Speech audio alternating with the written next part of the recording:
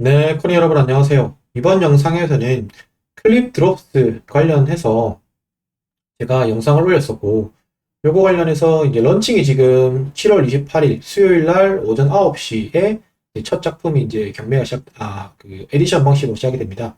요거를 이제 보시고, 영상에 좀 궁금했던 점들에 대한 Q&A를 제가 컨테스트 형식으로 좀 받아왔습니다.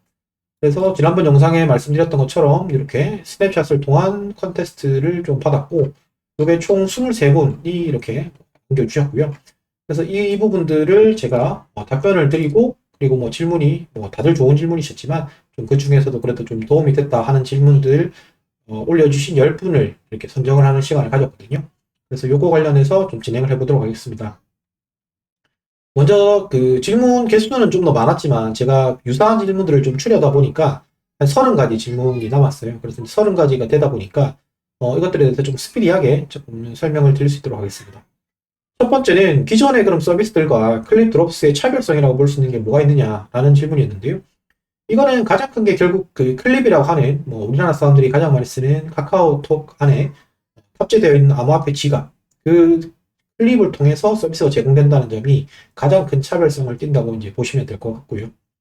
두 번째, 거래 시의 수수료 부분은 어떻게 되는지, 즉 우리가 거래를 이루어지게 되면 그 부분에 대해서 뭐 플랫폼이 가져가는 것도 있을 거고 아니면 클레이 네트워크가 가져가는 것도 있을 텐데 그 부분은 어떻게 되는지에 대한 질문이었는데 클레이 네트워크 상의 이런 네트워크 수수료 같은 경우는 매우 소량이기 때문에 뭐큰 걱정은 안 하셔도 될 것 같고, 다만 이게 뭐 그러면 플랫폼에서 가져가는 게 없느냐? 이 부분은 기존 그 이런 뭐 화랑이라든지 기존 이러한 그 마켓 대비해서는 아주 뭐 저렴한 이런 포션이라고 합니다. 하지만 이제 자세한 내용은 조금 뭐 영업 비밀 관련된 부분이 있다 보니까 공개가 좀 안 되는 점 양해 부탁드리겠고요.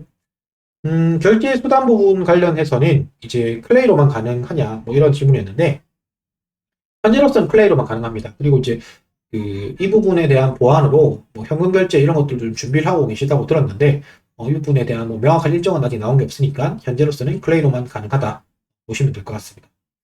네 번째는 이제 웹 기반으로 출시될 건 없느냐, 일정은 없느냐 하셨는데, 즉 이제 클립으로만 지금 접속을 해야 되는데 그 외의 방식은 안 되느냐라는 개념이 있는데, 이걸로 이제 웹으로 아직 할 계획은 없고, 그리고 이제 다만 이제 클립이 핸드폰, 즉, 그 카카오톡을 써야 할 수가 있는데, 그거 말고 이제 클립 자체 앱은 이제 준비 중이다.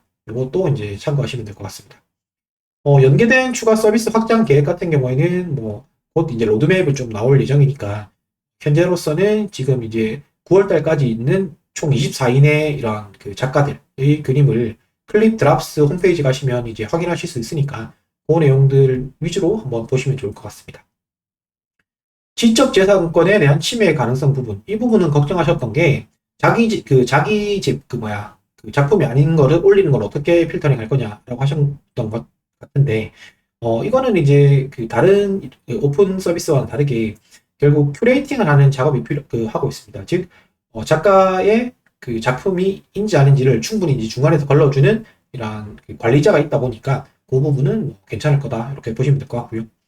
향후 참여 예정 유명 작가 뭐 이런 거 있는데 이거는 아까 말씀드렸던 홈페이지 가시면 24분의 작가가 일정이 지금 나와 있습니다. 그것들을 참고하시면 좋을 것 같습니다.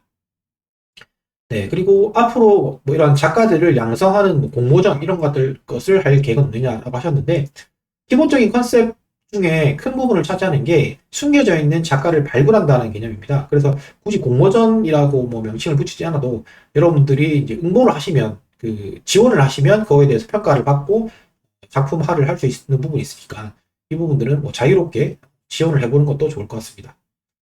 미술 작품 외에 다른 분야의 확장 가능성으로는 아직까지는 조금 시작이 미술품으로 시작을 하는 거이다 보니 디지털 아트, 뭐 이런 일러스트, 이런 거 관련된 거로만 지원이 된다. 이렇게 이제 보시면 될 것 같고요. 기존에 그 오픈돼 있었던 크래프트 스페이스, 요거 같은 경우는 이제 누구나 NFT로 만들 수 있고, 누구나 올릴 수 있고, 뭐 이러한 개념이었잖아요. 요거와의 연동 계획은 아직까지는 별도의 지금 서비스로 가는 것으로 준비되어 있습니다. 소유권에 대한 법적 권한 여부가 있었는데요. 요거 같은 경우는 저도 이제 질문을 좀 했던 부분인데, 이거는 이제 좀 제한된 부분에 그 소유권만 가진다라고 생각하시면 좋을 것 같습니다. 즉, 뭐, 이것을 우리가 여러 가지 작품을 사가지고, 그것들을 기반으로 해서 내가 뭐 2차 서비스를 출시한다든지, 즉 여기서 모았던 그 NFT들을 가지고 미술관을 열고 뭐 이러한 그 서비스를 제공하는 것, 이런 것들은 아직까지는 그 원작자에게 아직 그 저작권이 있기 때문에, 그 2차 화생물을 만드는 이러한 것들은 저작권이 있기 때문에 그 부분은 좀 힘들다 보시면 될 것 같고요. 작품 선정의 거버넌스 기능 추가, 즉 작품 선정을 할 때 이런 참여자들이 뭐 요거 좋을 것 같아요, 뭐 이렇게 고르는 기능, 뭐 이런 건데, 이거는 지금 뭐 플랫폼상의 특성상 조금은 힘들 것 같은 이러한 내용 같습니다. 그리고 이제 사고 팔 수 있는 그 마켓, 즉 우리가 지금 현재로서는 오픈된 게 작품을 살 수 있는 것만 있었잖아요. 근데 그게 내가 사나온 작품을 뭐 다른 사람한테 팔 수도 있을 거고, 현금화도 하고 싶어야 즉 이제 좀 구매에 대한 욕구가 더 오를 텐데, 그 현금화될 수 있는 이런 뭐 마켓 이 오픈 일정은 요거 같은 경우는 뭐 연내 일단 그 계획을 하고 이제 추진이 되고 있는 것으로 알고 있습니다. 뭐 NFT 관련된 기본적인 교육에 대한 계획은 없느냐, 뭐 이런 거는 제가 앞으로 뭐 짬짬이 NFT 관련해서 요즘 뭐 워낙 뭐 핫하니까 뭐 제가 잘 모르는 분야이긴 하지만 관련해서는 조금 생각을 하고 있습니다. 작품 질을 관리하는 전략 뭐 이런 것에 대한 질문도 있었는데, 요거 같은 경우에는 뭐 큐레이팅을 하는 그 분들이 나름의 이제 그 원칙이나 이런 것들이 있기 때문에 그렇게 뭐 열심히 하겠다라는 컨셉으로 좀 받아주시면 좋을 것 같고요.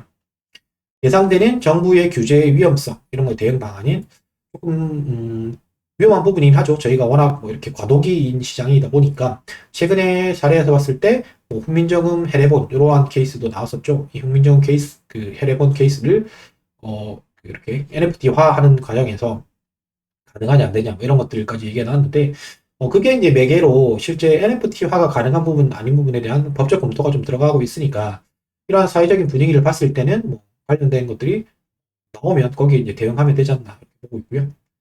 기타 NFT 관련된 굿즈 상품 계획, 이 부분 같은 경우에도 현재로서는 뭐 관련된 계획은 없는 것으로 제가 알고 있고요.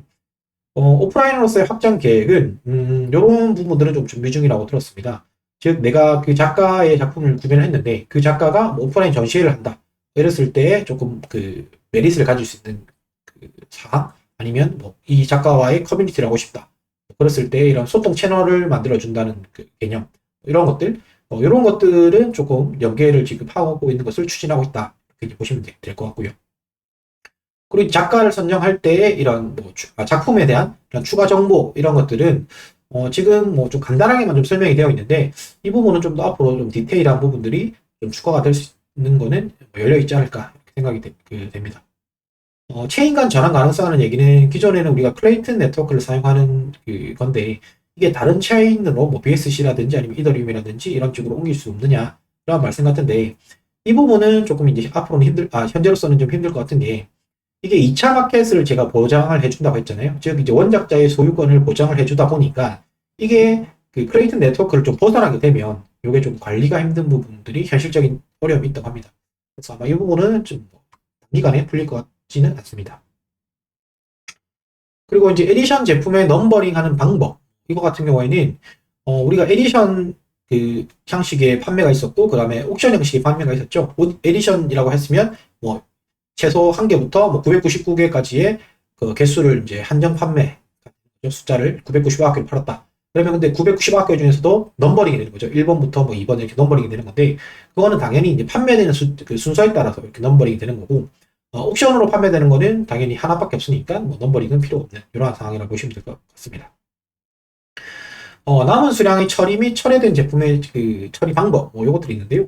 요게 이제 조금 저도 이제 문의를 좀 넣어 놓은 상태인데, 이게 조금 달라요. 조금 다른 게 어떤 거냐면, 에디션 제품, 즉 뭐 1번부터 990번까지 붙어 있는 제품하고 옥션인 제품이 다른데, 어떤 게 다르냐면, 만약에 내가 낙찰을 받는데 철회를 한다.